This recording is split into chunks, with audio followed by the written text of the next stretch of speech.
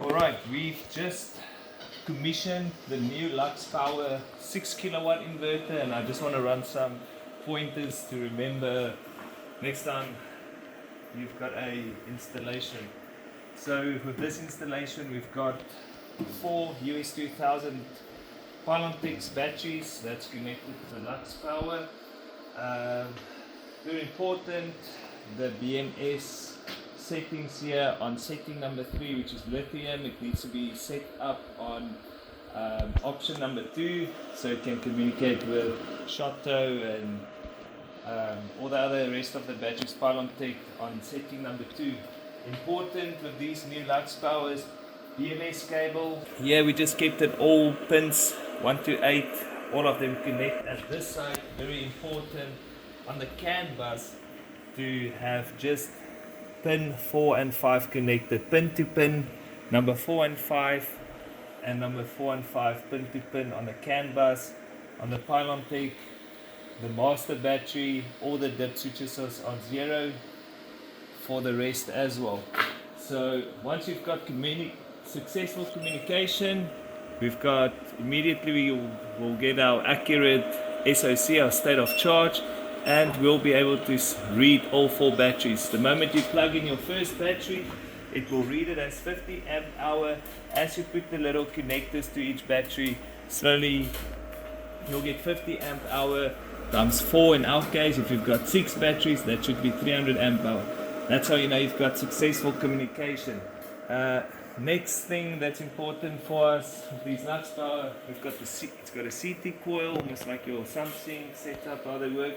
Got a CT coil so we can now measure our non-essential circuits as well. In the case of this DV, this is our main DV where we've got our stove, our geyser, heat pumps and air cons as non-essential circuits. We don't want to run it through the inverter as essentials. So now the non-essentials are also benefiting, which is usually the main circuits. So we'll put a screen grab in on the video where we show that we at this moment running a zero load from the utility, probably like 50 watts, and we've set it with this Conlock meter to 100 watts as our trickle, because that meters are very sensitive. So 100 watts trickle.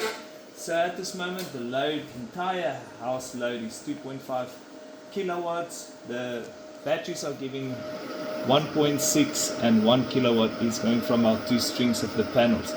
So just that is a run through of the system.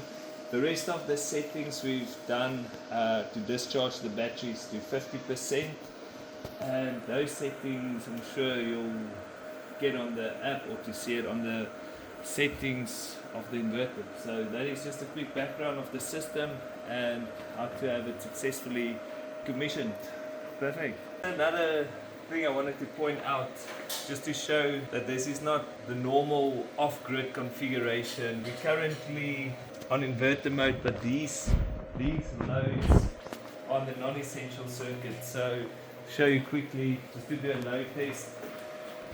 We are running currently at 2.5 kilowatts. It's the load in the house. I'm going to switch this tumble dryer on.